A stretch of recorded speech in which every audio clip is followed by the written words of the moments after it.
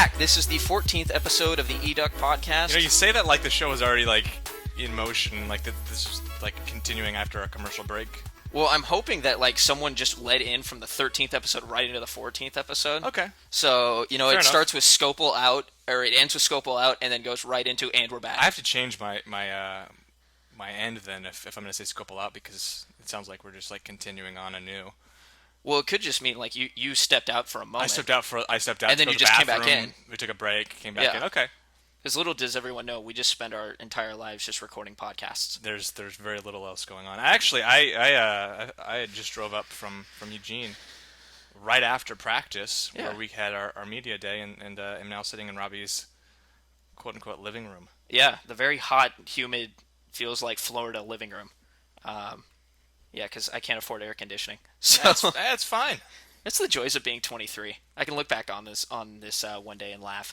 So, but welcome to, again, the 14th edition. Shout out, because I don't think I've done it in a couple episodes, shout out to Heavy Heaters for the awesome entrance and outro music. They appreciate it. I ran into one of the heaters, if we'll call them that, at a baseball game over the weekend, and they were very pleased that we were using their names on the podcast. Was it Gadini? It was Mario Gadini. Awesome. I Yes. like that name. Gadini. It sounds like a mobster name. And Well, I watched The Godfather last night, so it I- reminds me of that. Have I rattled off all three weeks? So we're going to rattle off all three Gadini names. They're all very Italian. It's oldest brother Gino Gadini, middle brother Vittorio Gadini, and youngest brother Mario Gadini. So you got Gino, Vito, and Mario. Vito. We call him Vito. We do call him Gino, Vito, and Mario. That's right. Well, I feel like if you got to go by Vito just based off of, and again, like I was watching The Godfather last night. Vito is just a cool name. And You know, cuts you off relate it people's to a heads Don. and puts them in beds. Yeah, exactly. Well, hopefully horse heads, not human, but you know. Okay, that took a dark turn. Anyway, First week of fall camp in the books, Yeah. and obviously a lot to talk about with the season closing in. This will be the first podcast we've pretty much had since the spring game, which will have actual, like, I guess, Duck news, if you will. I know we've had a lot of recruiting news. We've speculated a lot, something we don't do, but we've broken our rules a number of times. Robbie's shaking his head because he agrees. Yep. We speculated a number of times regarding preseason rankings, awards watch lists. This is the first time we'll have some real news, and we've got to actually have an interview from today that I had a great opportunity to speak one-on-one with Coach Osborne, who coaches the tight ends and special teams, so we can That's good stuff. play that in a little bit. He's obviously been here for a number of occasions and been here for a while, so had the opportunity to speak with him, got some good information. The intent of the interview and why I requested him was to talk perhaps and see if we could actually get some injury information out of Farrell Brown, but Brown Injury info. But Brown, we'll talk about injuries too, because that's going to be kind of obviously a point of concern for Oregon fans. After most of you have seen Thomas Tanner carted off, I actually was in the parking lot getting ready to come over when I saw the tweet and hurried, and then of course he'd already, the cart moved faster than my legs, so he was gone. He's probably faster than me on crutches. He was probably faster on crutches than you. Yeah. Yeah. So I have no shame in that either. But getting back to it, Farrell Brown did speak to the media. He was still in that boot. He says the boot's coming off soon, and he thinks he's going to be ready to at least give it a go against Nicholls State University. And that's and given that that's perceived, that's kind of the cupcake game of the schedule. That would actually probably be a good little tune-up for him. A good little where they don't need to rely on him. Obviously, you got several actually good tight ends, as you'll hear in the interview. Osborne likes talking about the diversity, and we'll listen to it later. But he does talk about the diversity Sure. of the different types of athletes they have at tight end. And so it's one of those games where they can use this preseason schedule, especially that first game, to kind of get some guys who might not be 100%, see how they feel in game action, try them out for a couple of plays and see what happens. And with a guy like Farrell Brown, who's really expected to, I think, take on a much larger load next year when Colt Hilera likely leaves for the NFL. I don't want to say I'm breaking any news there, but I think everyone connected and around the program, in the media especially, it kind of assumes that this will be Colt's final season, for a number of reasons, but I think obviously in large part because I think a lot of people consider him to be a first-round draft pick, which has a lot of weight in someone's decision, and we'll obviously see. But if that does play out to be true, Farrell's a guy who will, I think, perhaps become a real focal point in the offense for years to come. And so it was, I think, kind of alarming to see him, and then of course DeAnthony earlier last week, and that ended up being kind of much ado about nothing. But to see these guys who we consider in such high regard, perhaps maybe on the shelf for a long portion of a season, it's kind of scary for Oregon fans and for even for members of the media covering the team, because then it's what's the storyline, and we can be talking about how beat up this team is all season, and obviously you never want to see someone get injured. So it is good to hear that it sounds like neither of those injuries are serious. Tyner, who, as we said, was carted off with a walking boot on. We don't know the specifics of the injuries. We don't even know the specifics really of Farrell's injury either. But Coach Helfrich said that Tyner, for all he was for all he knew, was 100% healthy. So. I think that's evidently not the case, but I think Well, maybe they Thomas benefit. just likes moving around in carts Maybe and on crutches, just to.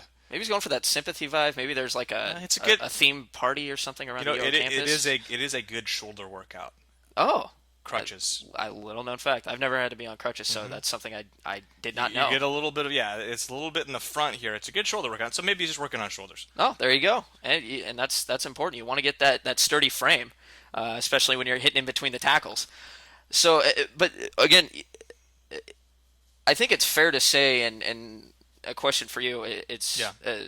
same as normal in terms of the whole injury protocol. In terms of Yeah, we're not going to talk about injuries. It's been a little different though, I think, because and this is important. I think someone touched on it on the board in that it seems like in past Rob Mosley, was leading the charge on let's find out what's going on with all the injuries. Well, now he's more connected, and he's even said on Twitter, "I'm not going to be the guy to turn to for injuries. I'm not going to release anything unless the coaches say something." But there seems to be a little bit more forthcoming, at least in bringing the athletes out. I don't think there have been many instances where they've brought an athlete out who, and I'm sure it probably comes down to a couple of factors in terms of whether or not the athlete decides to give an interview or not. But Farrell Brown was seen on crutches yesterday. Today he was out giving an interview.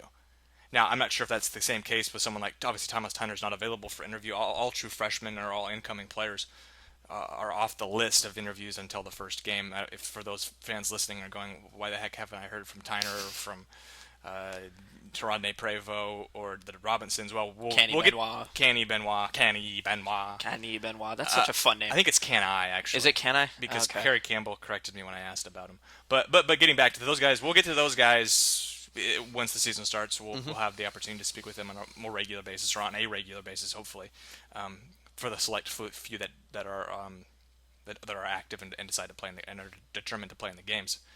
Um, I kind of lost my train of thought. What was I talking about? You were talking about It's been a long drive, and I had that fish and chips today, which is a bad combination. little cloudy memory. No, you were talking about freshmen being off the list for media availability. So that's why you're not being able to. But wasn't there That's what something? we don't Wasn't have. there something prior to that? Oh, we were talking about injuries. What I was gonna say. What I was gonna say, because I remember now. Okay. Even though I have the cloudy memory, I remember now what I was gonna say was that we won't see Thomas Tyner out there to give comment on his injury, but it was interesting to see that Farrell Brown was requested and actually brought out. That has not always been the case. There have been instances, at least since I've been doing it, it's only been a year, where you'll request an athlete who goes to clearly is injured in a game, and you'll see him walk by and won't even come over, won't even make eye contact with sports information, and clearly isn't. They're not in the mood and will not. Yeah. And you're not going to get anything from. So I'm not sure if that's a change in direction there in terms of how they're handling protocol with injuries, but it was interesting to kind of see that. And this has been, and obviously DeAnthony was healthy, so it'll be interesting to see if there's a guy who's got maybe more of a, if it's in the middle of the season and there's preparation for a big game against a rival or against Stanford or something like that, if that will change. But Probably a case by case basis. I'm sure it's a case by case basis, but it was kind of interesting to see that aspect of it. But I think what I'd like to do in this podcast, along with obviously talk about recruiting, is kind of just break it down position group by position group, which was kind of my goal in terms of making requests this past week, was to try to figure out what position groups are probably the most maybe alarming, concerning for those fans out there. We touched on this before.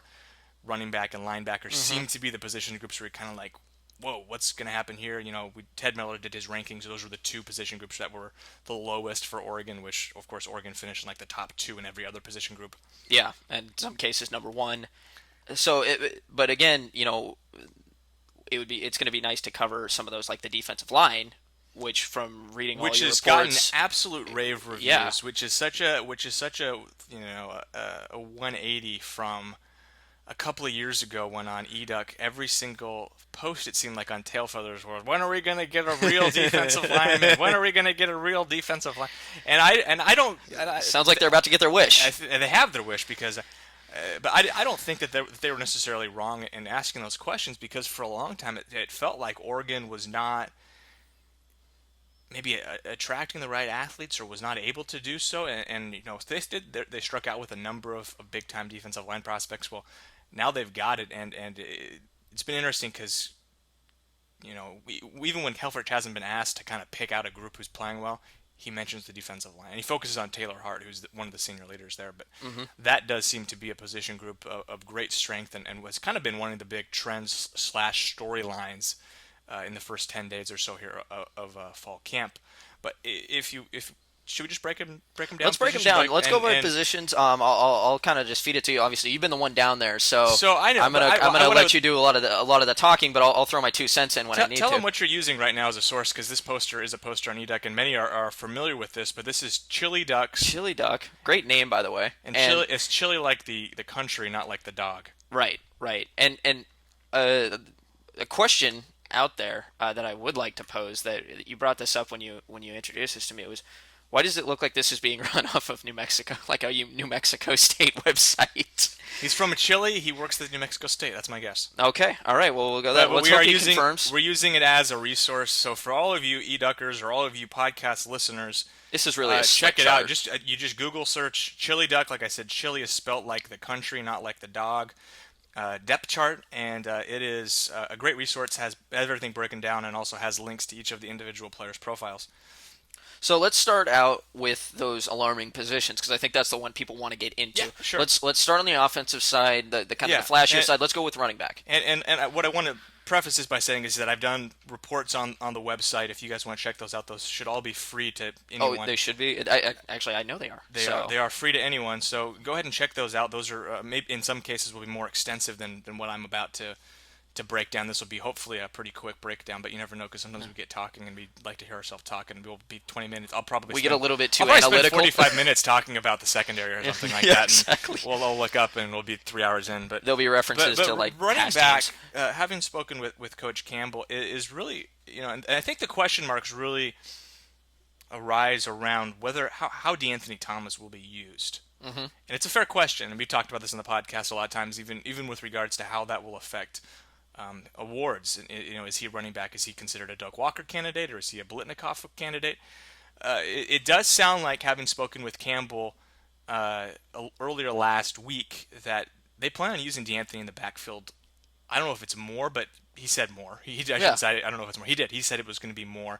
It sounds like the cap and carries is going to be around 20. Of course, if that's on a situation-by-situation basis, you can't just say, 20 carries, we're down 7 points, we got the ball at the 3-yard line. Let's bring in somebody else to come in and run the ball. Ayala, your turn. Get in. Bring in Ayala, fourth quarter, 4th and 1 at the 3 or whatever. Kenny Bassett, get in. Yeah, but it sounds like DeAnthony will be the running back, or will be used in that regards. Now, who starts the game? I think against Nicholls State University is anybody's guess, and I'm sure we'll probably have a depth chart release, but. For all intents and purposes, I think DeAnthony Thomas is the focal point of this offense outside of Marcus Mariota, and they're going to try to get him the ball as much as possible in space and as a running back, and it'll be it'll be interesting to see how that affects the running game and what that looks like with someone like Byron Marshall, who appears to be in line to be the other back, and I think both of them, along with Marcus, this could be a season that if they're as committed to the run as they have been in the past, this could be a season where we're looking at two 1,000-yard rushers. I think that's entirely possible. Because with if you were to do, it would be interesting to go back and look at, and this is probably something we could have done in preparation before the show, and maybe we should have done it. We're shrugging because we're not that good at this. Don't say that. We're not that committed to this job. Yes, we are. But it would be interesting to go back and take the top 2 running backs of the last 4 years, and then just combine their stats, add their stats up, and look and see how many yards they ran for over the course of the year. Because I'm going to guess it's around like 22 or 2,300 yards. I would project and this is, again, predictions and speculation. We don't do this on the show, but I'm gonna break the rule for once. This is the only time it's ever been done. And so, this week. this week so far in the first 20 minutes, I'm gonna say, I think we see those numbers matched or reached around 2,300, 2,200 yards, but it's much more evenly down the middle between D'Anthony and Byron. Whereas in past years we had LaMichael or There was Kenyon a run feature for back. 1,800 yards. Right. I think we're gonna see feature back. We're gonna see 100 yards a game, for each of them pretty much down the middle for approximately like 1,100, 1,200 yards. But and again, it's speculation. We don't do that on the show, but we just did. But that's what you're going off of when you can't watch the practices, when you can't, when all you're getting is the info from the coaches and stuff like that. You have to do that, and I think you've got a pretty good prediction there, just based off the fact of what we were able to see from what we've seen, which is pretty much, well, let's see, the spring game. But you see a guy like Marshall break out. Reading your reports, it seems like about, like you said, 20 carries a game for D'Anthony is what Campbell wanted to cap it at. I think 15 is what he said more. And someone asked, "What does more look like?" And he goes, "More is more than he did last year." Well, that's not the most ambiguous answer you can give. And obviously, it's gonna, as the season wears on, it's going to depend on how healthy D'Anthony is, how banged up he is, and whether or not that's going to and how many carries that translates to Marshall, and then going down if Tyner's healthy, Tyner, and then going on down the line. But with Marshall did seem like that standout. That he was finally breaking through, and he had moments of that last season. I remember, watching that Arkansas State game again. I think I've gone over this, but he was, he looked like a freshman running back for those first couple of games, but then he started kind of getting more confidence in his game, started running better, hitting the hole, and that's something. And he was on full display at the spring game.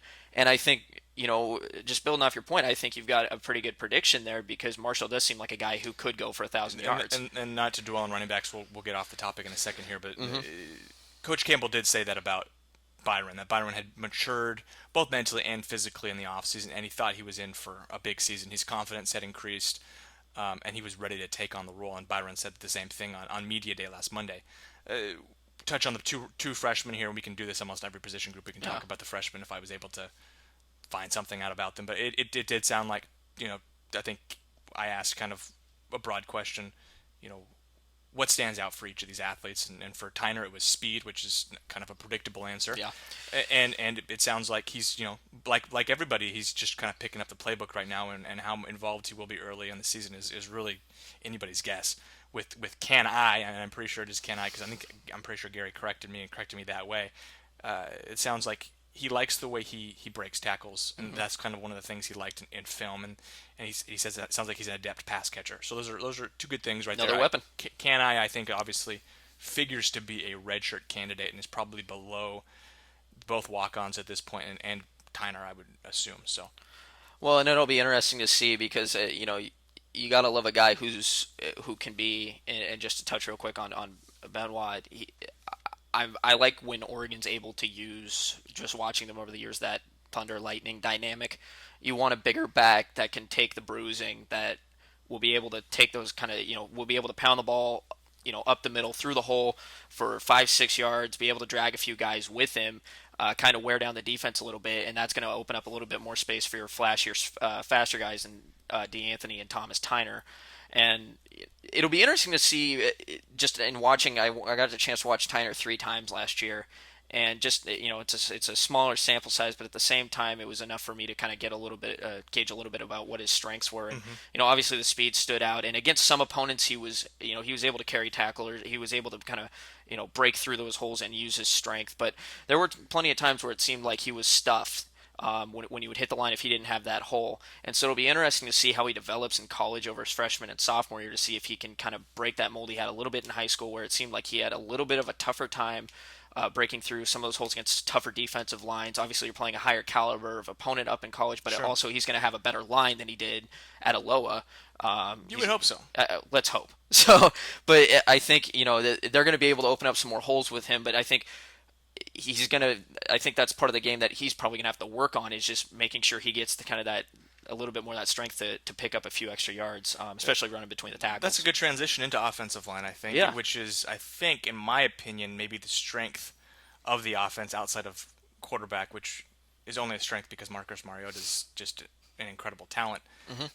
But I think to me that's the most maybe the most depth and probably the most like high end talent on the offensive side of the ball because you look at three guys in Jake Fisher, Hronis Grasu, and Tyler Johnstone who are all American candidates, and especially with those two tackles are all probably are both probably first round draft pick Right. caliber of athlete, and Johnstone is someone I think was PHL Duck or Phil Duck, I don't know how you want to pronounce it, and I I always call him PHL Duck. PHL Duck commented on the video and just said it's incredible how fit the guy is, and having seen him in person, the guy's 6'6", he's got gorilla arms down to his knees, but his arms are just extremely toned, and he just looks incredibly fit. And there was a great feature done by Comcast Sportsnet actually by Jen Burley, and it was kind of a roommate game between Andre Y, and I won't even attempt to pronounce his last name. I think it's Reginald because the two are roommates. But I think it's a fun feature. You can watch it. It was posted on eDuck early this week. If not, check out their website, or you can probably search it. But the point I'm bringing up there is you look at the two guys physically, and Johnstone looks like an NFL player right now, and Andre Y looks like a D1 football player. And so those three guys to me are just absolute staples. And the great thing with them is that they're young guys, each of which could be here for a couple of more years. It'll be interesting to see where the draft prospects, how that has, what kind of pull that has in terms of their longevity with the program. But those guys are just guys to build around up front, and you can tell there's a lot of excitement on both sides of the line, like we talked about, with the defensive line, and reasonably so. But Well, I just wanted to ask you a little bit. Just I wanted to ask your opinion of what the coach's opinion are of Grasu growing as a leader for that offensive line. Obviously, being a junior now, he's been a guy that's been touted with his his development and being a guy yeah, I think who can be a leader for that offensive line and kind of yeah, I don't think play caller is the right word, but just that guy that's able to take charge and lead well, uh, I think what speaks a out there. lot for Hronis is that he's considered, well, he was a preseason All-American Hmm. at center. That's a big accomplishment, but he's not a guy who's physically overwhelming. Hmm. He's a smaller guy. He's only probably an inch taller than me, and well, I don't know. He weighs a lot more than I do because I'm a skinny guy like you. But he's not a physically imposing guy. Is the point I'm trying to make. And he's also a pretty soft-spoken guy. So I don't know what that leadership looks like on the field. I just know that we're looking at a guy here who is not, like 295 pounds of pure muscle, just absolutely built, and he's still considered the best center in the country. So that says something to me. Yeah. Uh, Moving on, I guess just on the offensive line there, I think you've got really four guys pegged in there on those two guard positions, kind of fighting it out. And I haven't had the opportunity to speak with Coach Greatwood, and that'll be on my list of coaches to talk with. But you get the feeling that there's just two guard spots that are opened up. Right. Both tackle positions in the center are just absolutely 100% They're locked in. sold. Yeah. Uh, you've kind of got an interesting dynamic here of you've got two seniors who've really kind of for both guard positions you've kind of got a senior at each guard position that seems like, man, they've really waited, it's they're paid their dues here, let's give them a shot. And then you've got kind of a younger guy who's probably got more physical ability behind them, who's really pushing them for that spot. And of course I'm talking about Mana Gregg at one guard and Everett Bernard at the other, Hmm. who are just both of whom have been in the program for a long time. I believe both are fifth years with the program. You can probably check on the depth chart to confirm that. And the other two guys are in their about their second season or going into their third season. See those two guys, Bernard and Greg, as the likely starters there to start the season. But like Kyle Long last year, who kind of emerged in that USC game there as a starter, I could see that happening with either of those guard positions, especially with Greg, just because Greg is a walk-on. He is under 6 feet tall. The other guys exhibit so much greater physical ability that conceivably you could see that happening. Yeah, and to touch on Kyle Long there, I think that he was able to pick up a lot from being able to watch some of those other guys. Sure. Again, he was there for a year, so he comes in and is able to elevate his stock based on being able to watch, see what needs to happen, apply that to his practice reps, build that confidence, and then when he got the chance to actually go ahead and finally, get his shot out there on the field, he had the confidence to go out there and take over and really kind of come into his own out there. And you hope that that happens again with these younger guys, because you look at you got a couple of seniors there, 5 year guys. Sure. They at least know by this point what the intricacies of the offense outside of just the little things that Helfrich is going to throw in that's different. It seems like everything seemingly is the same in terms of the way they run things, in Yeah. terms of the way that they're trying to be as efficient as possible. So they know the blueprint for what needs to happen, the effort that needs to be shown, what's right, what's wrong, and you got to hope that those guys, those younger guys, pick that up. They apply that with their practice reps and do the same thing that a guy like Long did, and really when they get their shot, because again, they like to rotate guys out. They're going to get their reps in games this year, but they've got to make them count when they get them, because they're going to start out limited reps. They get the chance to earn more reps as long as they keep kind of putting the right foot forward in what they learn. So it'll be interesting to see with those younger guys. I definitely agree. Obviously, Kyle Long is the very, very, very best case scenario because he turned like 5 games as a starter into a first round draft pick. But we can probably move on from offensive line. I will think so. say we can look at the freshmen. Obviously, I think offensive line the most more recruits brought in offensive line than just about any other position this year, and all of them true freshmen in Elijah George, Jake Pisarcik, Doug Brenner, Cameron Hunt, and Evan Voller. They actually kind of just went all the way across the board, seemingly, in terms of we've got a right tackle, we've got a right guard, we've got a center, we've got a left guard, we've got a left tackle, and I'm not sure exactly how they'll line up because those positions are, in some cases, interchangeable with the exception of Brenner at center. I think he's kind of locked in there. But those guys, we've heard some things about Elijah George from Helfrich. She volunteered a little bit of information saying he'd look good. Same thing about Pisarcik. It was funny. That's interesting about Pisarcik because he comes out of nowhere, and now he's not necessarily. I guess he's kind of coming out of nowhere in camp a little bit. Just he came Yeah, out of nowhere as an Oregon recruit, kind of just out off the radar, yeah, and now he's making an impact right I don't want off. to make anything out of this because I don't honestly see any of these five true freshmen playing a snap this year, just because there's, like we talked about, so much depth in front of them. Right. It is interesting that Voller, we talked about this earlier, literally forgot he was with the team. I mean, Yeah. and then that's not a slight on him because he's a four-star prospect, but there hasn't been much made about him or about Cameron Hunt, the two kind of the headliners in this class, at least on the offensive line. Both four-star recruits. Obviously, Hunt switched late from California, chose the Ducks on signing day. Huge get for them. Huge get for them, and Voller committed very early on, one of their first commitments. But I haven't heard a lot about those guys, and that could be for a variety of reasons. I'm still going to try to. I haven't had the opportunity to speak with Coach Greatwood yet. That's on the docket for hopefully this week, if not next week, to just kind of get a feel for that. But the focus, I think, like we said, on the offensive line, this is their best unit. I think maybe on the entire team. The defensive line and the secondary, obviously, really really good defensively, but there aren't a lot of question marks here for me because you can't help but get excited when you've got guys like Fisher, Grossu, and Johnstone, and all of them have a junior, and a sophomore next to their names because that means there's going to be a lot of continuity and a lot of good years ahead. Yeah, and that's huge. And we heard a little bit about this heading into the spring game, a little bit about Johnstone and Fisher and their upsides, what they were going to be able to do and bring to this team coming into this year. And so the fact that that hype is still there, there's going to be a lot of high hopes for the performance of this line heading into the season, and hopefully they can kind of fine tune some things with that opening game against Nicholls State, University. and through University, and into that road game against Virginia, which is it's kind of a little fun road test to kind of go back east, something a little different, Yeah. and then heading into that game against Tennessee. That's going to be a good non-conference slate for them to try and get some good reps under their belt and hopefully get ready for that Pac-12 slate there at the end of September. Let's move on to wide receiver, which to me is like running back, a position where you go, we've got an awful lot of talent, Yep. we've got an awful lot of guys. How is that going to play out? And I think even through, personally haven't spoke with Coach Lubick, but having kind of read the reports that have been done about the wide receiver group, it seems like that's the position where, like I said, we've got what 8, 9 guys who could foreseeably play big snaps this year. I think obviously Josh Huff, senior leader, is going to play. That's your number one. He's Yeah. the number one wide receiver, and that's pretty much without question. I think Brethren Addison's probably a solid number 2, just based upon what everybody's been saying in spring and fall camp. After that, if you're gonna, I don't know if I could really make a guess on terms of who's gonna play more.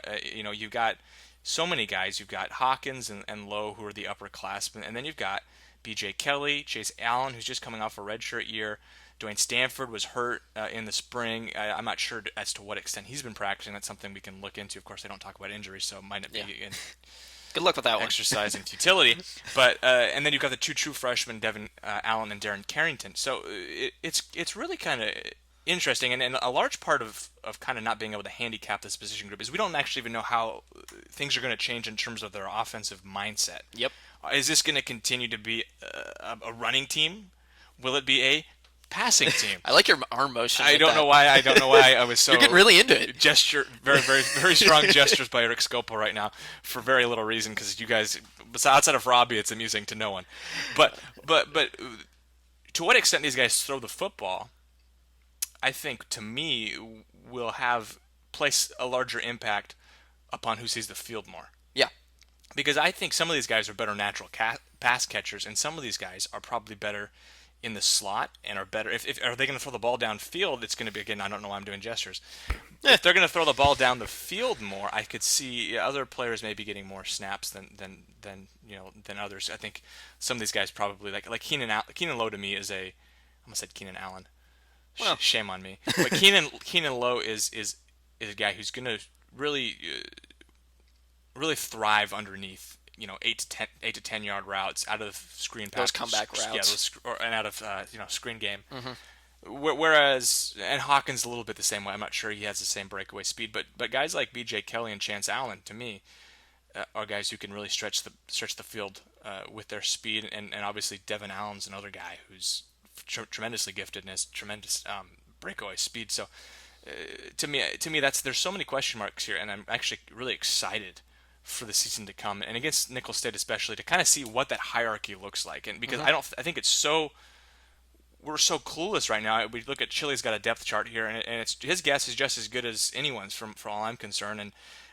And I don't know. It's just going to be one of those things and that's maybe one of the things I focus on for that first game with Nicholls State, because I think it's kind of a foregone conclusion Oregon will win the game. It's just going to be interesting to see. And you jinxed it. And I jinxed it. And they're going to lose by 30.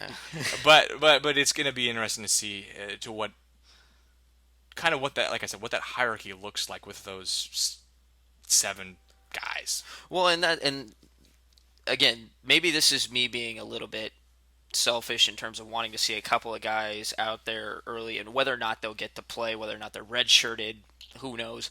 But I am interested to see what these freshmen and Devin Allen and Darren Carrington can do. I almost called him Harrington. You just basically want your friends to do good. Well, they're not my friends, but you think they're your friends. Let's not lie. Secretly, I have so yearn many to be their friends. It's very Conan O'Brien like there.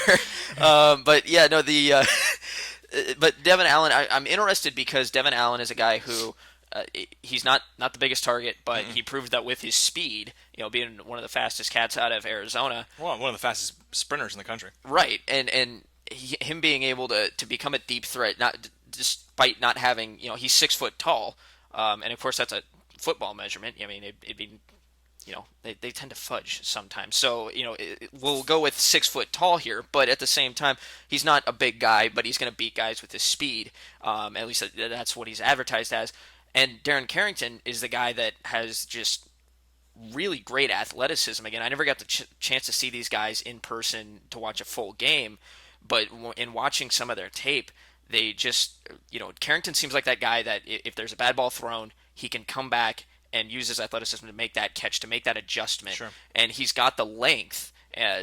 On top of that, he stands 6'2", listed 6'2", 186, but he's got that length. He's got long arms, that ability to come back and kind of turn a play that might break down into something big. So if those guys get to see much field action this year, it'll be interesting to see what the freshmen can do there. Can we start our new segment? What would that be? Eric's cruddy comparison of the week. I think we can do that. We should have some cool theme music right there. Eric's cruddy theme music.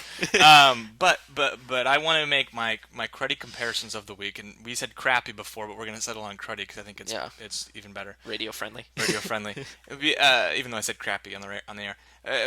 I think Darren Carrington physically, and of course we've seen as much practice as the listeners, unless you're the guy sitting in the tree with the binoculars, in which case you've seen more than any of us. Yeah. But Darren Carrington physically reminds me of B.J. Kelly. Okay. And Devin Allen to me is more Braylon Addison, just in their physical skill set and in terms of probably how dynamic they are. I think Allen and Addison are similar in that they can run away from people, but I think they're also and they have similar body styles in that they're diminutive, if you will, and that they can also change direction quickly. And I think Carrington and Kelly. Carrington might not have Kelly's breakaway speed, but I think he's got the similar long reach and athleticism. Obviously, if you've seen BJ Kelly's Vine of him doing his dance move, I'm not sure if you've seen it. Robbie, have you I seen haven't that? seen that yet. No, but I I'll want show to it. now. I'll show it to you. I'm getting really into Vine right now. So Vine I'm is pumped. kind of it's kind of ruining my life. It's become an obsession. But for those of you who don't know what Vine is, it's these really kind of redacted 7-second videos that are just kind of obsessive. It's perfect for our generation in that your attention span really only does last about 7 seconds. Yeah, So it's pretty brilliant. Anyway, but yeah, he does a great dance move, and if you want to check it out, you can check it out on I will. his Twitter account. But I'll show you post podcast. But obviously those guys to me have similar athletic traits. Chance Allen also a little similar to Carrington in terms of his traits physically. We'll kind of fly by quarterback because it's a one man race. it's a one man race. But I want to say that I think Jake Rodriguez is probably distancing Starting. himself. Is starting, yeah. I want to say it's a one-man race. Shocker scoop and right Rodriguez, here. And Rodriguez has passed Mariota on the depth chart. Mariota he's fighting for that backup spot. No, obviously Mariota, like Huff, like DeAnthony Thomas, like those three offensive linemen, really locked in there at the top. But Rodriguez and Lockheed, that battle, I think for everyone who watched the spring game, Rodriguez seemed to pull away. And based upon some comments I've heard from Helfrich, it seems like, and of course he hasn't come out and said it, it seems to me Rodriguez has even furthered that advantage, and we won't get too much into it. Obviously, I haven't heard anything about Damian Hobbs. There's another guy I kind of forgot was on the Well, the that's roster. another guy that he showed. There was some discussion on whether or not he would be a quarterback when he came on. Obviously, he was that guy that kind of switched. I think he had 3 schools within about a week, bouncing around. He Oregon was, if I recall, Arkansas State. It was Arkansas first? State and then to Utah State. That's right. And Oregon was then just he was there for about a week. Oregon was much better school in terms of the quality of football programs Right. than the rest of those recruiting. It seemed like. And he was a late offer, but again, he was one of those guys where they said, well, maybe he's got the size, maybe they could play him at linebacker. So it'll be interesting to see his development. Quite frankly, to see, and obviously this really depends on through this season. Does Marcus leave to go to the NFL? If and what kind of what is the breakdown for quarterbacks? Are there injuries? What happens? Will Hobbs be a guy they can use in the future? Not saying this year, but just looking forward, or will he be a guy that they could? I pulled this They up because could, this is going to be another. This is going to yeah. be another segment here. Okay, and we'll get to that in a second. But is he going to be a guy that they might move to a different position later on, seeing that they could use him elsewhere, and what his reaction will be? I think the only position I could see him moving perhaps would either be to defense as maybe a secondary player like a safety, or to wide receiver. The reason I have, and Robbie was kind of giggling to himself here because he was confused on why I have Taylor Alley's roster picture pulled up here, and the reason I do this is going to be the Eric Scopel making fun of a walk-on for so much information. because well, first off, there's no picture here, but secondly, I think Robbie actually is physically more imposing than Taylor Alley based upon the heights and weights on this 6'1", 164. I'm pretty dang comparative. You give me like 6 weeks to train, I can get there. So Taylor Alley, the challenge has been laid out. The gauntlet is laid out. Competition, Taylor Alley, Robbie Boydstun. We will have it on film. We'll have it. I will, if he accepts, we'll have it on film, and I will take him on in any sort of football tutorial type thing. Tutorial being video games. Video games, yeah. I could beat him in a video game, probably. Okay. So I like the confidence. we'll start with that, and then we'll go to the field. So that was I just clicked. I happened to click on his roster, and first off, there's no picture, no information except for they went to Sheldon High, of course. They're okay. Eugene. Those Eugenians will remember the name, and of course, has a great career at Sheldon. But They've only won state titles. I just thought the height and weight was kind of interesting. Yeah. I think we're gonna let Coach Osborne do the talking on tight ends and also special teams, as you'll hear here on the video. On the audio. Obviously, he oversees both position groups. So go ahead and take a listen to that. Touches on both the battle for tight end behind Cole Aguilera, who's obviously locked in there, and then also the kicking position. Are all those positions up for grabs, or what's going on there? All right. In a broad sense, new head coach, any situations where you've been like, wow, that's really different, or that isn't compute or anything Absolutely like that? nothing. Yeah. It's from what we're doing from the football perspective. There's no change. There's no. We're doing what we need to do to try to get our team better. We're not changing anything schedule-wise, how we train, how we practice, which is great. Why would we? Why would we change what we've done the last 4 years? Because it's been successful and the players have bought into it. So, because of that, why would we change it? If we were 6-6 and we were struggling, then there might be some things we might want to change. But the players believe in what we do, and it's been successful. So why would we change it? You talked about having a lot of new guys, kind of a blank slate with those guys. Is that fun for you to have maybe a bunch of guys it's fun and it's frustrating at the same time. In scrimmage, we scrimmage a bunch of the freshmen and the redshirt freshmen and guys haven't played much in the past, and there's guys out on the field, there's mistakes being made, but that's how they get better. They're only going to get better if they play. They're not going to get better sitting in the meeting room and listen to me talk all day long. They gotta get on the field, practice, make a mistake, learn from film, just like they do on offense and defense. But it's fun when you got a bunch of new guys. It's fun if they buy into it. And the hard part with the special teams, a lot of those guys come in. I should like 99.9% of them come in and want nothing to do with it because they're that athletic in high school. Those guys aren't playing on special teams for the most part. In a lot of schools, they don't play those guys on special teams, and so it's never been a part of their mentality. It's never been a part of their attitude about the game. And so when they come to college, it's a little bit different. So we got to change the culture with those guys, and it takes sometimes pretty time. Do you consider that an open battle between Matt and Alejandro, or is it? Okay. Every position's an open battle. Okay. Yeah, I just want to gauge that. I don't know if we got Marcus Mariota. The guy's pretty good. Yeah. But everything's always open for competition. Just because the guy starts game one doesn't mean he's going to start game two. How involved are you on the decision to move TJ Daniel to defense, and what kind of went behind with that decision? We're involved in all decisions. Sure.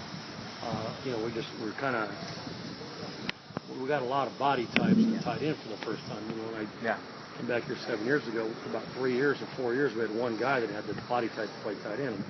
Now we got 5, 6, 7 guys. So, just TJ is going to be a really good football player. He's a really big, athletic guy. We recruited him as a big jumbo athlete. He was the term. He could play multiple positions. I said, hey, I'll take him to start with, and he was doing a really good job. Yeah. But there's just some other guys involved there that said, hey, there's a big guy that we can move maybe to defense. He can help our defense because he's tall, got a lot of length like a lot of our defensive ends, and he can run and he's athletic. And so let's see what we can do, get him on the field. Yeah, there was my interview today with Coach. Well done, by the way. Thank you. With tight ends and special teams coach Tom Osborne, who has of course been with the program for a long time, had a brief hiatus there, and then came back a handful of years ago. Interesting listening to Coach Osborne talk there, and I'm not sure some of the audio towards the end was kind of not great. We'll blame that on the construction companies in the background. Probably maybe competition for your dad's company. Possibly. Those bastards. I know. Anyway, but one of the things I was curious about was, and we'll run through tight ends and get to defense because we want to save your ears some rest here. But one of the things I was curious about is you noticed that Coach Osborne did say something to the extent of, usually have more bodies, and right now we're kind of limited. And I was curious because they had just moved a guy who was apparently good enough to play as a true freshman as a tight end to the defensive side of the ball. And of course that would be TJ/Terrence Daniel, who is now playing, I think, the drop end position, or I'm not sure where he's at on. Oh, he's actually over here at left defensive end. Left defensive end. On defense. But I was just kind of curious because it seems like we're talking about how we only have 5 scholarship tight ends, and that's obviously the case. And with Farrell Brown's injury, which is going to keep him out for a little bit, and that might be better for guys like Munt and Bayless, who are still trying to kind of get their feet under them. Why would they move a guy who apparently was at least 3rd on the depth chart last year to left defensive end, where he now sits, according to Chili's depth chart, 4th, which is probably fair because the guys above them all have at least 2 years of experience in that position. Right, and it's not like they're, maybe for a little bit of depth, but you've also got a young guy, a young up and comer in DeForest Buckner there. You got Taylor Hart, who is being heralded at least as a This is going to be a great transition leader. into defensive line, isn't it? Yeah, I think so. Yeah, we're just going to go right into the defensive line. I hadn't said anything. We might have just been in the defensive line. Exactly. But what I do think here is that I think you figured TJ Daniels behind Farrell Brown and Colt Lair. I think that's kind of a foregone conclusion. I think he's third at best. Kawhi probably pushing him for that third spot. You move him to defense here. You give him a redshirt year. You wait a couple years, and he is an absolute freak physically. I think he's 6'6", about 250. Yeah. Long arms, incredibly put together. I mean, this guy walks. I mean, he's probably one of the more physically intimidating guys when you see him walk through. Up there with these other, of course, you look at the defensive line. You got Buckner and Eric Armstead, who are the most, I think, physically imposing guys on the entire team. But Daniel is a big kid, and he's very, very well put together. I think you put him there. You give him a year or so with Ron Aiken as the head coach. Maybe things are changing. Head coach of the defensive line. Head coach of the defensive line, and Mariota's not even starting. It's Jake Rodriguez and Ron Aiken's head coach. This is a brand new world. News all over the place. Brand new world. Yeah. But you figure Daniel has potential, kind of like Christian French, who's sitting over here as the backup at drop end. Yeah. To be a physical freak who can grow into his body. Obviously, French was a guy who also started out on the offensive side of the ball. You figure that Daniel's a guy maybe who 2 years down the road after the redshirt year as a junior is a guy who's a big impact player. And you pair him up there. You got a guy if Buckner's still there. You got a couple of studs on the left defensive end coming up with a lot of upside. So and I want to say one thing before we get too kind of settled in on left defensive end, nose tackle, right defensive end. Having spoken with Coach Ron Aiken earlier this week, and I talked about it in the interview. Sounds like those positions are really interchangeable. Yeah. And so Daniel may be listed as a left defensive end. I think the example that Aiken said is, well, you might see Taylor Hart playing nose tackle and Eric Armstead playing right defensive end. Well, the next series you might see the exact opposite. Right. So there are different body types here. Actually, if you just kind of go through Chili Duck's, first string, which is on here, is the three seniors, Taylor Hart, Wade Kelekepe, and Ricky Havili-Hamuli, whose name we haven't said in a long time, but who I think in the first podcast we were quite excited about. Oh, yeah, I love that name. Ricky Havili-Hamuli. But those three guys, at least Kelekepe and Havili-Hamuli, which is just a fun name to say, their body types are vastly different than Buckner, Hart, and Armstead. And that those guys are really tall and really lean, and these guys are really and long, short and stout. Yeah. So I'm sure what he said is true, but I think for a nose tackle, you're probably going to lean towards a guy who's 6'3", 6'4", 6'2", 6'3", 6'4", rather than a guy who's 6'8" or 6'9" like Stetson Bear, who's because you want those longer guys out on the end, and it's one of those things where in reading those reports, and again, check those out on eDuck. They're very well done. You're getting to see that exact, what they're going for defensively, what Aiken wants as on his end, and that's why a guy like Jalen Jelks who just committed, sure, and he was lauded for having that long, lean, athletic look, and that's what they're looking for to build this line around, and they're getting that in a few of these guys. Yeah, if you were to pull up, I don't have the quote in front of me, but Coach Aiken said almost exactly that. Mm-hmm. In the interview, in that, we're looking for long guys with long arms who can strike with their long arms. And you see that, I think it's very, very evident across the defensive line. We won't talk too much about the defensive line because really no newcomers there. No, and it's pretty set, and you got really, and again, going with all these reports, they've been it's been all defensive line has been the talk of the camp. They love the way they've been performing according to that. Are they the talk of the town? I would assume so. Reading your reports, I'm getting nothing but positive reviews on the defensive line, and not only that, on Havili-Hamuli finally being healthy as well. Which is true. Yeah, that was one of the things that Coach Helfrich brought up, is that he's finally 100%, which for Oregon fans has to be something that you're excited about. But I think you're exactly right. We've got a really solid top six guys. Mm-hmm. And I think it's almost set in stone here that Hart, Kelekepe, Havili-Hamuli, Buckner, Balducci, and Armstead are the six. And those are the guys that are going to be playing almost exclusively. I think Jared Ebert sneaks in here a little bit. We haven't really seen any Sam Camp or Stetson Bear. Bear obviously redshirted last year.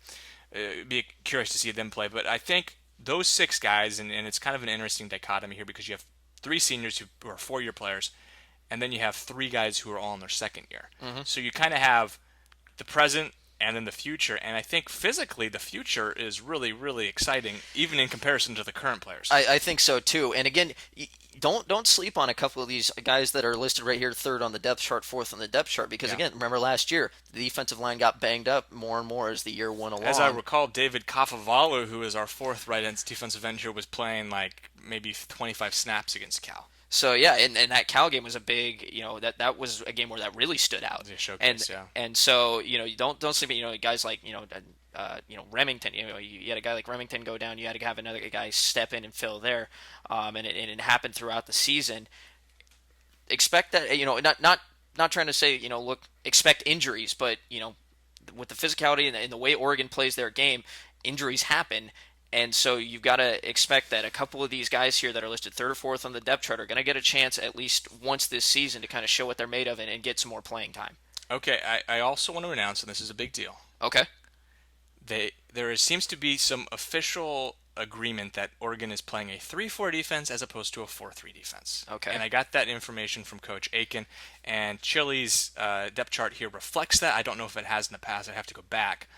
But I did ask Coach Aiken. I said, hey, tell me now what you think about the outside linebacker, or sorry, about the drop end, which is obviously the position that Deion Jordan played last year, Tony Washington and Christian French appear to be stepping into playing this year. Right. And he said, well, I don't really see those guys much. Those are Alioti's guys. And of course, we all know Alioti coaches outside linebacker. And his response is, yeah, that's just the way it's always been when I coach a 3-4 defense, is that I coach the interior linemen, which are those three positions we just talked about. And these outside guys are coached by somebody else. Mm-hmm. So and Pelham was even kind of the same way, like, no, those aren't my guys either. So I don't know who his anybody's are, but I think Alioti is coaching the drop end position. I'll tell you that. I'm pretty sure that's the case. I hope you ask him and he says, I don't know. Yeah, because he would say that, because he just absolutely loves to play with the media and, he does. And has some fun. He's an enjoyable interview, though. He's a challenge. He's a handful. He is. Anyway, but that drop end position, that is a little clarity there. I do think Oregon, officially we can say they play a 3-4 defense. I've felt this way for a long time. I think it's kind of officially. The word came down They're from putting high a label on it. Yeah, we're labeling it as a 3-4 rather than just being intentionally kind of ambiguous. But that linebacking core, obviously, we touched on at the beginning. It's been talked about a number of times. Not arguably, it is the position of greatest concern, I think, for Oregon fans, and rightfully so. Yes, and you got a guy like Boydstun coming in who's been there for a long time. He's, at least from my standpoint, the guy who's going to be leading this team. He's a well-spoken. He's developed into a leader. But then you've got you see top of the depth chart here at middle linebacker, JUCO transfer Joe Walker.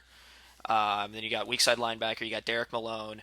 And then of course you got the drop in there, like you said, Tony Washington.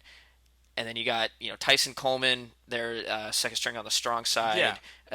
There's a lot of, like you said, there's a lot of question marks because what kind of an impact are these guys going to have? And again, this is another one of those.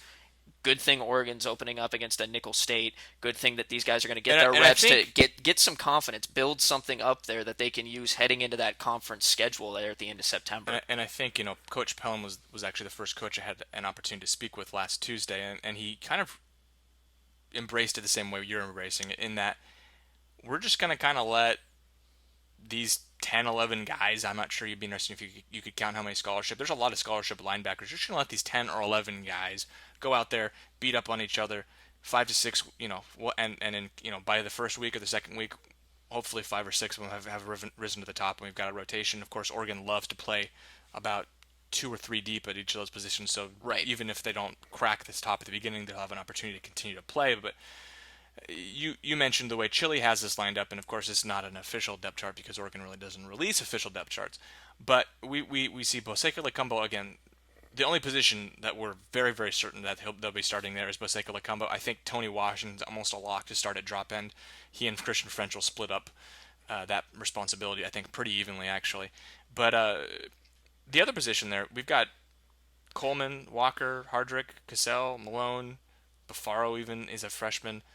Tyrell Robinson and Tronde Prevost and Danny Mattingly. You got your freshmen there. You got 3 freshmen there. And you look at the middle and weak side linebacker positions here, and you just, it's not popping. I guess is the best way for me to say it. It's just you got questions, and it's not will these guys, can these guys play? I think they can play, but it's to what extent are they going to make an impact and right off the bat. You've heard a lot of positive things about Tyrell Robinson this fall, and that's a good thing. He to me has been, along with Thomas Tyner and Tronde Prevost, the 3 players who I think whose names have come up the most this fall among true freshmen.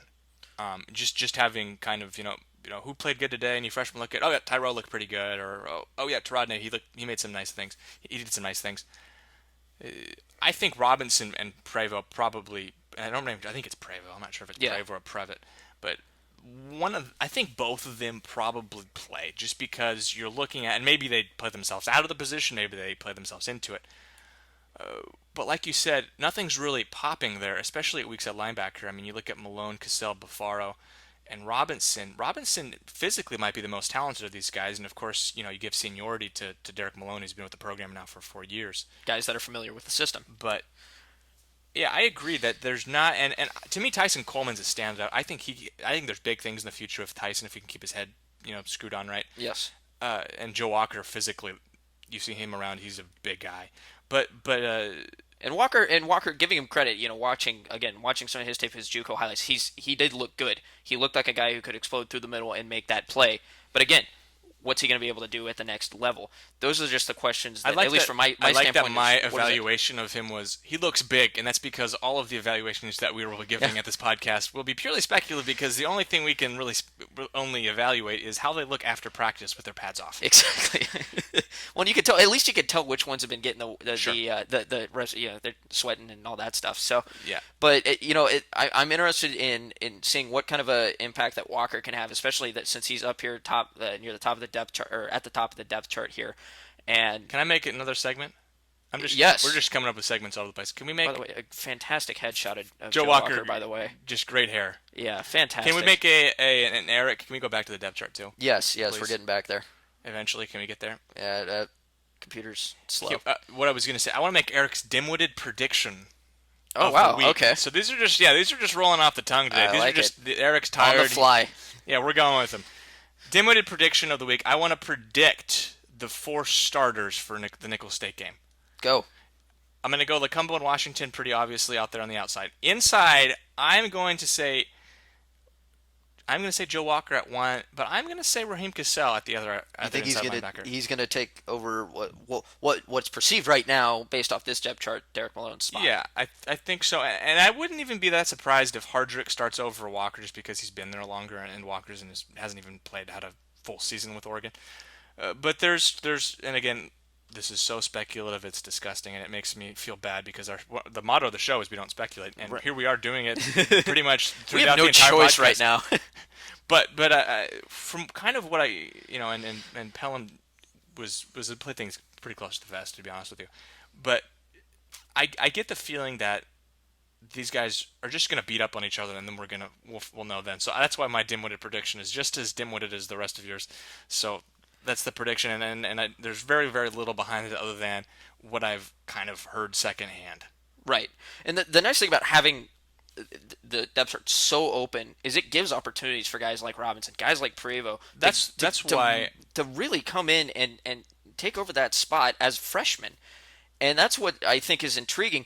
Even though it's one of the big question marks, it also had, they brought in some solid guys, and the fact that they were able to move Prevo from, he was brought in as a defensive end. He was the lone defensive end from the class last year, and he comes in on the last day, and then they move him to. Yeah, I don't even know if he was set to play there, if that's just kind of perceived notions in that. But you never know, and we probably won't know, of course. But the fact that they're getting Taradne physically is a little bit underwhelming. He's pretty slight of frame, and that's why 214. That's not a big guy, and that's a pretty accurate weight for him. I think, having seen he's extremely long, extremely lanky, but his arms aren't much bigger than my calves, which makes them.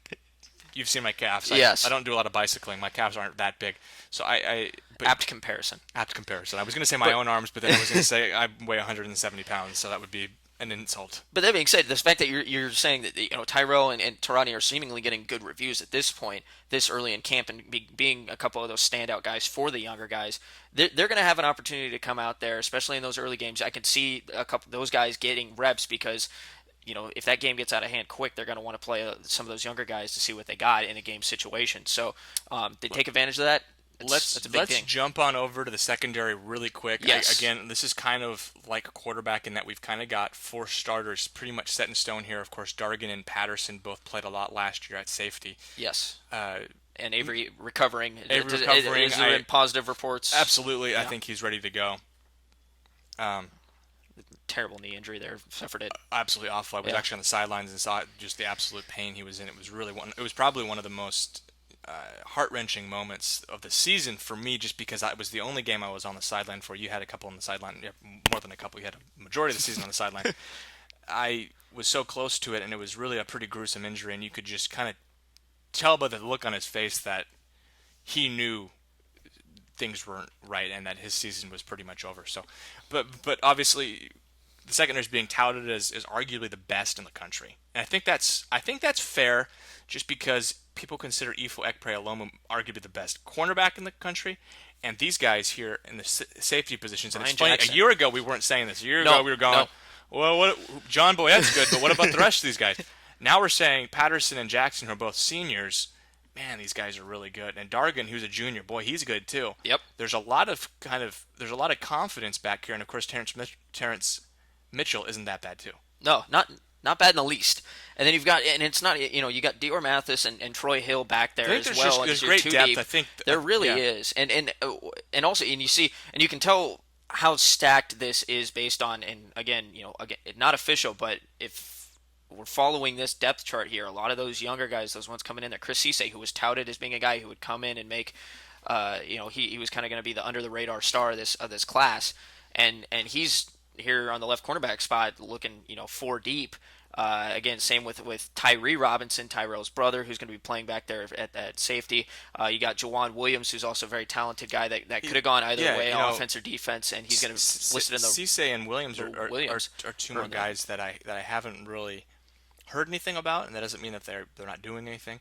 And they haven't really, some of those guys you see them walk by and you go, who's that? Like Thomas Tyner's one of those guys who walks by, and again, I hate that we're basically doing all of our evaluation based upon people walking after practice, but we are, because that's what we've got. But Williams and Williams and Cisse are guys that I don't know if I know what they look like, but I don't know if I saw them and said, oh wow, that guy, he'll be playing soon. Right, and it's probably for the benefit of them to get a year under their belt. You noticed how well the team adapted last year when Boyette went down, and Boyette was there. He stuck around for a little bit, was there as kind of a mentor to some of those guys, sure. And to kind of get them acclimated to the position. And you saw what happened. The secondary played out of its mind last year when really, after Boyette went down,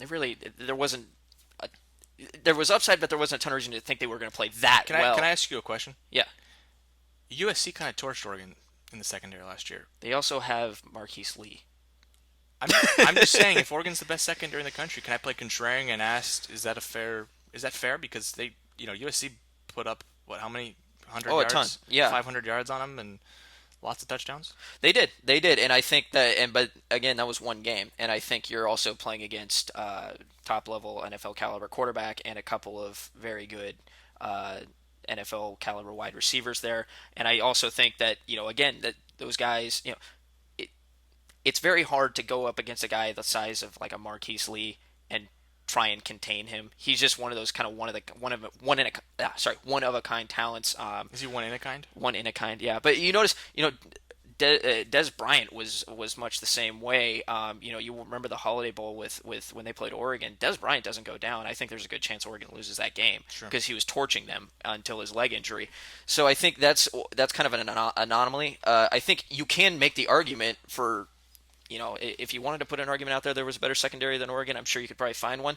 But in terms of depth and the people they're bringing back and the starting roles, you can easily make that assumption that they have the best in the country, if not at least the best in the Pac-12. I think the fact that someone as talented as Eric Dargan, and we'll wrap up jump into a little recruiting. It's almost an hour. I think we've been talking. We've been talking, but I think it says a lot that a player of Eric Dargan's skill set and talent, who stepped in with such seemingly little difficulty to replace Patterson after he went down, is considered a backup, is considered second on the depth chart at this point if Patterson's healthy, and I think Patterson is healthy. That says a lot about that depth. He could probably start in 11 of 11 schools in the conference, if not at Oregon. I'm sure Oregon State would love to have Eric Dargan. Let's do one last kind of segment on the roster, because this is kind of going longer than I think we thought it might. I think we're at what?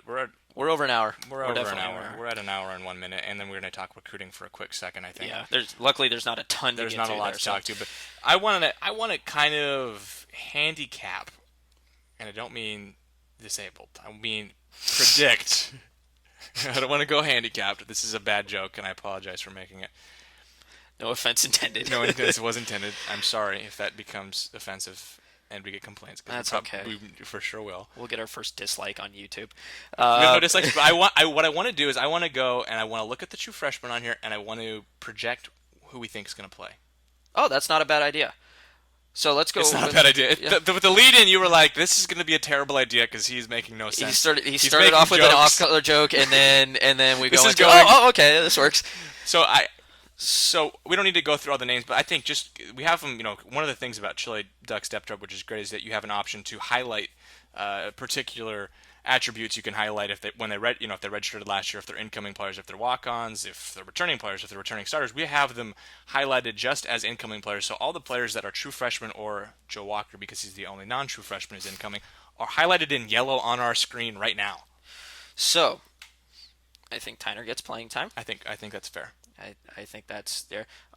Touching on your point from earlier, I think Doug Brenner, like you said, you touched on Doug Brenner a little earlier when we were talking about just don't think he's not quite there yet. He's I'm not sure that conversation made it onto the show. No, I was talking earlier in terms of just back and forth.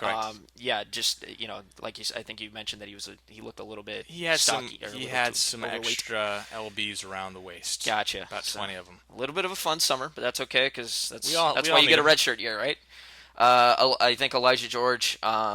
And then guys like let's Prevo just to make this quicker. Should we just say the guys who think are going to play? So you're saying Tyner, Prevo, and Robinson? Is that what you said? Yeah, I know. Tyner. I think Tyner plays. I think George gets snaps. I think Prevo gets snaps, and I think Tyrell. And then outside of Joe Walker, Walker will play. Yeah. Matt Wogan, who we didn't mention, he's battling with Maldonado, as you heard earlier, for that place kicking and also kickoff position.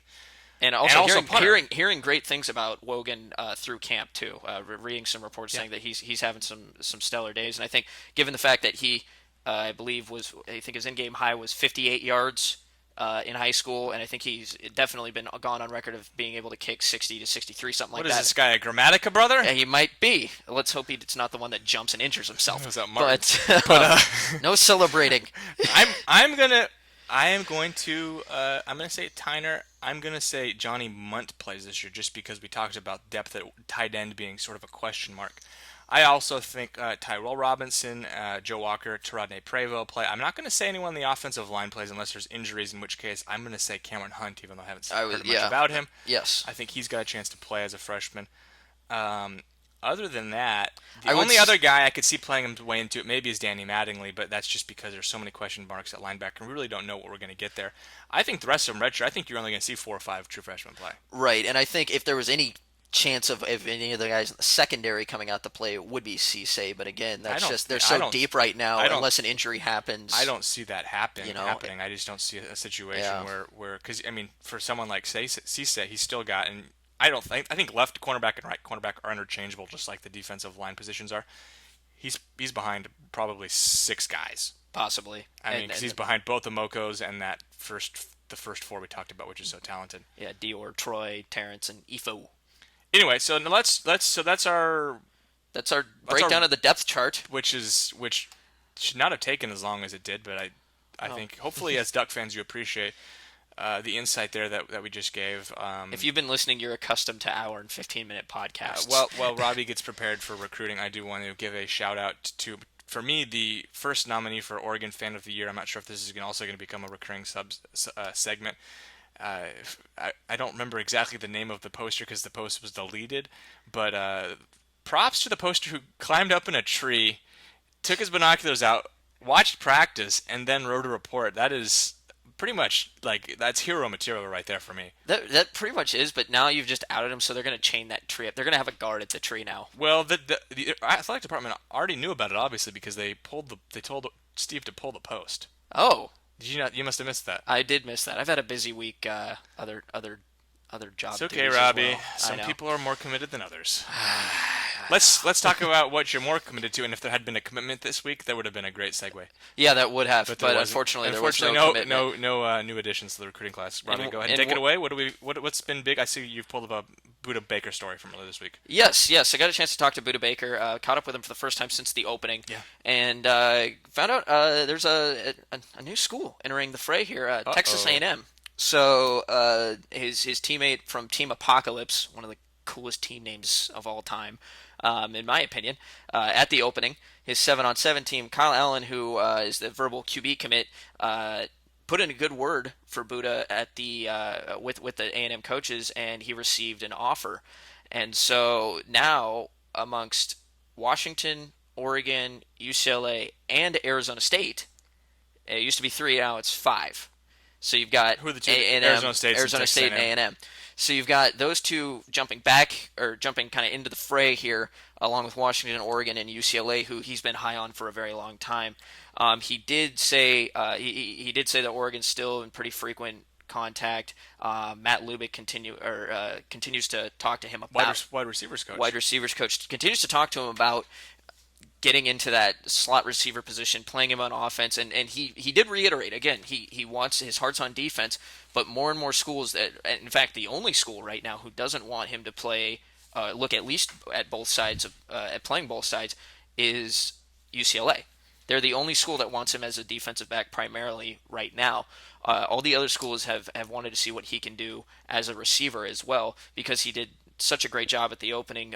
Turned a lot of heads. A lot of any recruiting site really was talking about him, and Absolutely. the impressive Absolutely. plays and what he was able to do out there, both on offense and defense. Do you get the sense that, I know he's added new schools, but don't you get the sense this is probably going to come down to Oregon and Washington? I get a feeling it is. I think UCLA is going to hang in there as well. Depending on if depending on what happens with A&M, I think that's kind of a little bit of a wild card at this point. But I just don't get the It's sense intriguing that, because it's the only school on his list that's not on the West Coast, that's not in the Pac-12. right, and I see it more coming down to a Pac-12 thing. I think Oregon obviously is big because Oregon's been on him for a while. Washington, obviously being the hometown school, he plays at Bellevue, which is a stone's throw away. About 22 minutes right, drive. right across the lake. I know that because I lived there.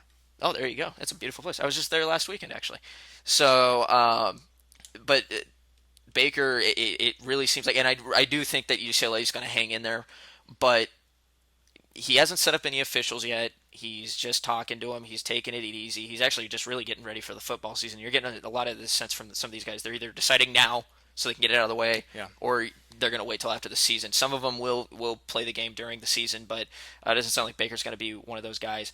He's not going to commit until later on after the season, so expect this to be drawn out, possibly Up to signing day.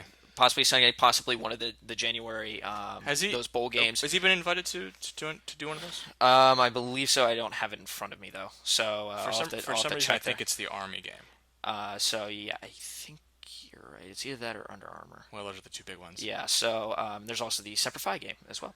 So Semper Fi is sort of a third level, though, don't you think? Isn't it the next tier down? I shouldn't say third level, but it's like the next tier beneath the other two. Let's not talk honestly, semantics. yeah, I apologize. exactly. Bring it up. Let's go. Let's just power through this thing so people aren't. honestly, I think if you're invited to one of those games, you're seen as a. Now, I see that one of your tabs here, we have a man who Oregon fans would be very, very excited to land, and that would, of course, be Lorenzo Carter. Lorenzo Carter, and this is where we're shifting things back to the southeast, and we're going to talk about a couple of receivers here that show Lubick's connections back east that are still. Lubick, of course, coming from Duke, which is in North Carolina. And one of the prospects is a North Carolina the plot player. thickens. So we'll see what happens there. But Lorenzo Carter, not from North Carolina. In fact, I believe I think he's Georgia. He's a Georgia. Northwest Georgia. Kid. Mm-hmm. And so, but he cut his list down to 7, and that includes Oregon. And of course, when I read this off, it's going to read like a list of SEC It's going to Oregon. sound an awful lot like the BCS rankings every year.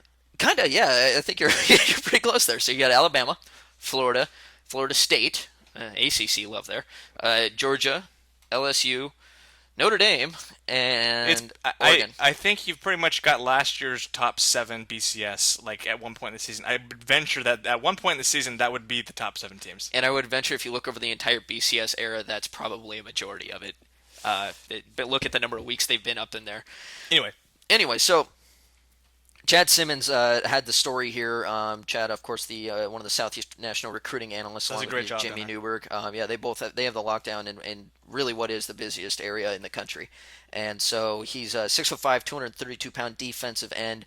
If we Led mentioned he is the best defensive end, number 4 prospect in the country. yeah, That's incredible. he's not. Yeah, this is a big time prospect for Oregon, and of course And he's it's extremely difficult to pull a kid from Georgia all the way to the West Coast, but he figures there's to a be a chance. big time. And he's got that skill set. He's long. He's definitely one of those guys that watching a little bit of tape from him. I watched a little bit of older tape, but he's got good footwork, good ability to kind of break through that line, and just he's got that great wrap up ability, and that's everything you want in a defensive end. It seems like he's got those fundamentals down. And then it's just kind of building on that. So you get a chance, check it out. I was only able to find right before the show some like sophomore year highlights, but try and find something new and try and get those up on the forums. We're going to move over now to a couple of wide receivers. I'm actually going to start with the Raleigh, North Carolina. Listed as a running back, defensive back, but he's kind of got a little bit of We saw him a at the different, opening. yeah, and you get a little bit of he's kind of a do it all type of player, a versatile I athlete. thought you were going to say Wes Welker. Wes Walker. Well, hey, you never know. He's a 5'10", 170. He's definitely on the smaller side there, but And you know why I'm making the comparison? I'm drawing a blank. Because he's a white wide receiver, and we can That's only true. compare white wide receivers to other white wide receivers. Isn't that the I guess that is the rule. isn't that the rule? That is the rule. You caught me there. He's either Wayne Corbett Wayne or Corbett. he's Wes Welker. Jet great Wayne Corbett. Apologize for the dorky references. That's a great it's like reference. at 9 p.m. right now. It's just a little late for Eric in terms of podcasting. So And he's got to you're getting- drive, so we're going to try and get him out of You're here. getting Eric at a late hour, which is never a good thing. But if you want to check out there's a link on. He got an offer from Oregon just recently. I believe Michael B. Clark had that one. That's correct. So one was Ben Wergel at the Wisconsin writer, and so right here, you'll see if you go onto his profile page, there's some highlights of him at the opening. Just reading off some stats here for those interested.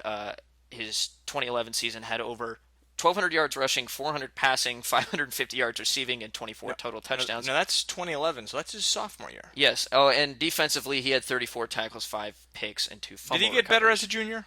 Junior, 760 yards receiving and 10 touchdowns, and rushed for 1,142 yards and 23 touchdowns. So stayed about the same, but made some improvements in the receiving game. And watching him, he's definitely a guy. He protects the ball.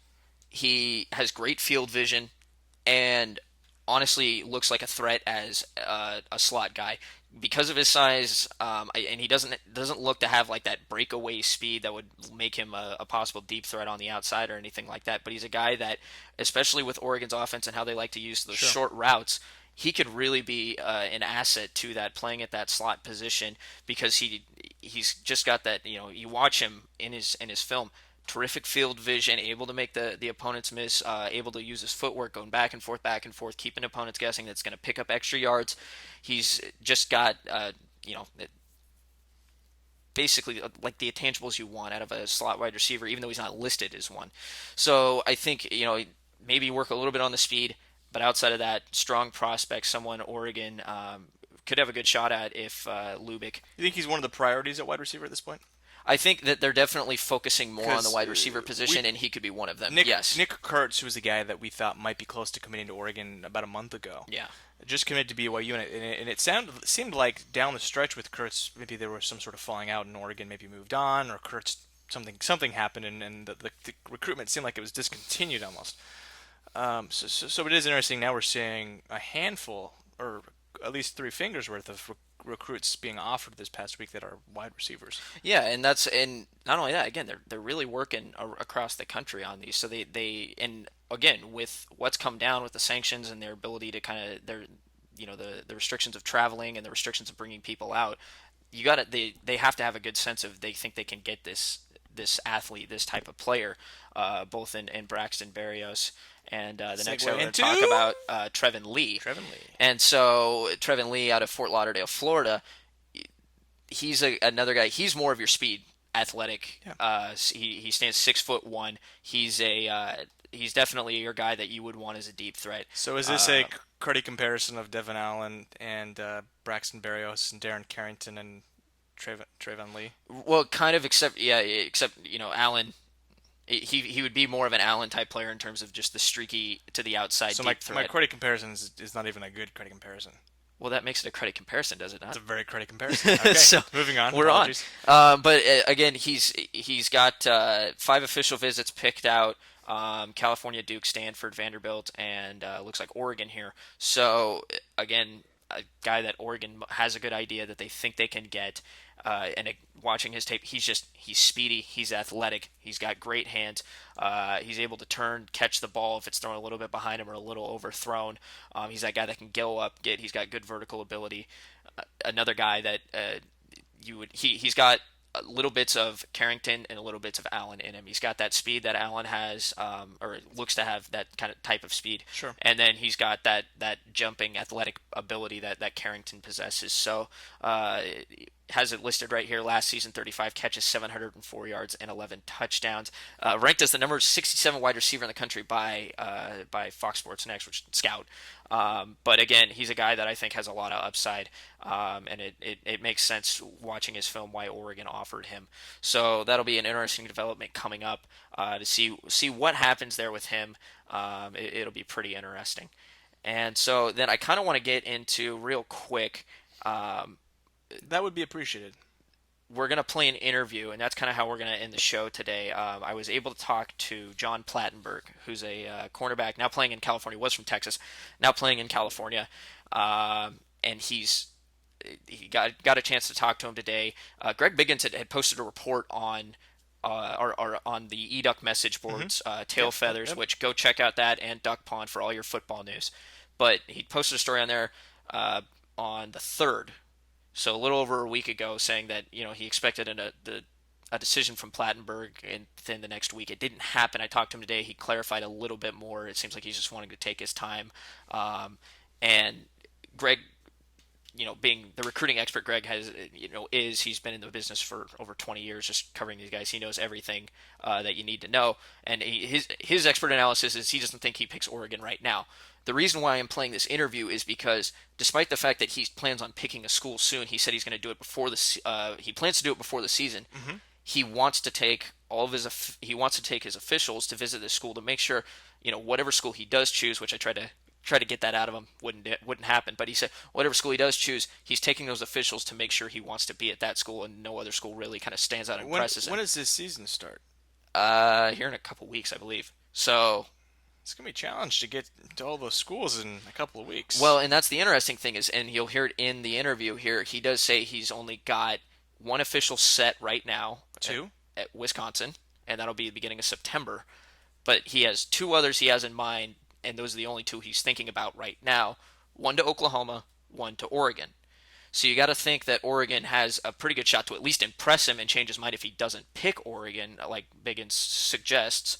And so it'll be interesting, especially since he also references the fact that Arian Springs has been talking to him, and you'll hear a little bit about what he has to say. And Springs, really, if you've been listening to the podcast the last couple of weeks, you're starting to find out Morgan Mahalik and Arian Springs are kind of just going out there, and they're the extended recruiting staff for Oregon. Yeah, they're recruiting. They're assistant coach like 8 and 9 right now. Exactly. So they're doing their due diligence to try and make this class as big as possible. Obviously, Nick Watkins, another guy that Springs has been trying to recruit.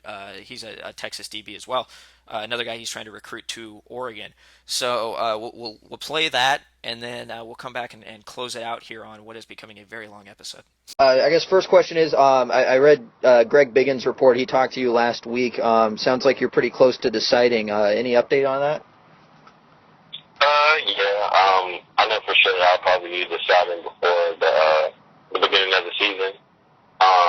If not late this week, maybe sometime next week, but for sure before the beginning of the week. What's your excitement level for getting that done, and just kind of, I understand you're also planning on taking officials after that. So how final do you expect this decision to be? I think, it should be solid for me throughout so far in the process. But, of course, I'm going to go on these officials, still open, even though being committed and still seeing what schools have to offer, schools that I haven't been able to get to unofficially, you know what I'm saying? And the schools that I do choose, is the schools I know I'll feel confident, even throughout the official visits, that I'll still feel confident in that place. Excellent.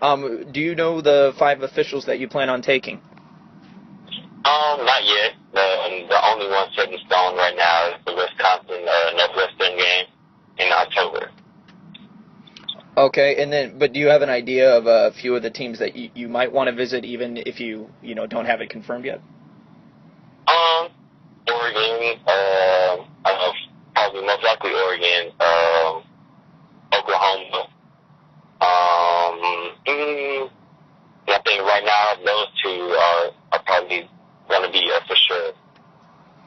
Okay. Okay. With Oregon, how hard have they been pushing on you? How much interest have they been showing, and has it amped up in recent weeks? Yeah, they've been showing pretty good interest. I kept in contact with Arian Springs, who's committed to Oregon. He talked to me a little bit too. I talk to Coach Neal every now and then, and they're excited. I even talk to Coach Lubick sometimes, but they're excited. I mean, it gets me excited sometimes. But I really, want to go up there and see what's going on, see what they have to offer, besides the uniforms. So, that'd be a good thing for me, What's Arian talking to you about? How hard is he pushing for Oregon? It seems like he's kind of taking it upon himself to become kind of the de facto recruiter amongst the players. Yeah, he's taking it upon himself, and I can say he's doing a very good job. But he says he's buying into what they're planning on doing with the future, in the school and the family atmosphere and even in the coaching. So, I mean, to me, that's pretty good coming from somebody who's also in the same process as me. So, I mean, that it does have a little effect on me, and I take what he does say into consideration, and his points of view on it. What does intrigue you about Oregon, I guess, besides the uniforms? Probably tradition. I even have an old teammate who goes there, Cameron Hunt. He says he's in love with it, because of the great atmosphere. And I mean, besides tradition, I mean, you can just look at the past 4 or 5 years and see what they've done. I mean, I wouldn't expect anything less than national championship from those guys. Not this year, the next. What's your impression of the coaching staff? Obviously, you've got a chance to talk to a couple of guys, both offensive-minded and defensive-minded. So, what's your opinion? Like I said, I think they're trying to do something big. I see where they're coming from. They've explained to me, what they're trying to do on actually both sides of the ball. And to me, I think what they're planning to do is going to be something special, and I think that they have a good mindset for what they're trying to do. They're trying to win games and trying to win the championship. Excellent. All right. Not right now, not officially one. I'm pondering upon it, as the days go by, really, trying to at least narrow it down before the decision is made. Because, I mean, even without, the decision, I'm still going to have to find the 5 schools that I'm taking the officials to. I mean, 4, because I already got Wisconsin. So, I got to figure it out. All right, so that was John Plattenburg. I want to thank him for the interview there and his time today. Also, the Oregon coaching staff, we played the interview with Tom Osborne. Thank him as well. And I think we're going to wrap it up here. This has been your extra long edition of the eDuck podcast. We will keep you notified on the next episode here since it's a Tuesday midweek thing. I think Tuesday's not a bad time. Yeah, so we might do another Tuesday, and then we'll update you, I think, next week on the plans for the season, how the podcast is going to be pumped out. We plan on doing a podcast through the season. We want to make this a weekly thing year-round, so we'll update you on that, how we're going to balance that with our stories and everything as we head into that game against Nicholls State. And I think here, since the season's rapidly approaching, we'll have to do our season preview here coming up pretty quick. So look forward to that. Tell your friends, listen in, spread the word on this thing. Remember to check eDuck.com for everything you need to know from recruiting to football news, camp updates. Erik will be out there churning those things out. I'll be doing my best to get like as butter. many and I'll be doing as much work as I can to get those recruiting post stories up, as well as keep an eye on our extended staff, I like to call them, but the national recruiting analysts as well at scout.com, always churning out great stuff. So thank you to those guys as well for helping us keep up. Real quick, Twitter at Erik Scopel. Check him out. Always great updates. I'm at Boydstun eDuck. And you can find those links on not only the YouTube, the homepage for this, but you can also find it on eDuck.com. We have each of our posts, there's a link there to check out what we're tweeting about. So I strongly suggest you guys check that out. And that is the 14th edition of the eDuck podcast. I am done rambling. I am going to go get a nice cold beer. And Erik is going to drive home to Eugene unless he wants to join me for a nice cold beer. So that is it, and we will talk to you all next week. Scopel,